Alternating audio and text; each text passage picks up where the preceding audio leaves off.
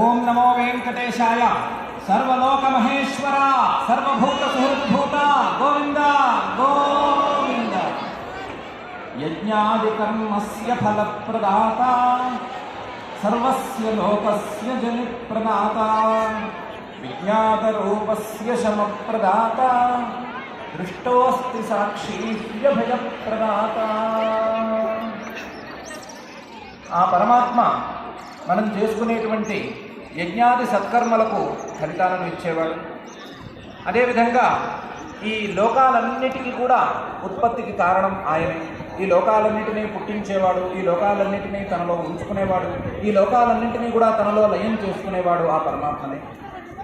ఆ పరమాత్మను తెలుసుకున్నట్లయితే మనకు ఉండేటువంటి ప్రాపంచిక కష్టాలన్నీ కూడా పూర్తిగా తొలగిపోతాయి. అటువంటి పరమాత్మ సగుణ రూపంలో సాకారంగా అఖిలాండ కోటి బ్రహ్మాండ నాయకుడుగా మన ముందు వెలుగొందుతున్నాడు. అదే పరమాత్మ మన హృదయాలలో సాక్షి రూపంగా వెలుగొంది.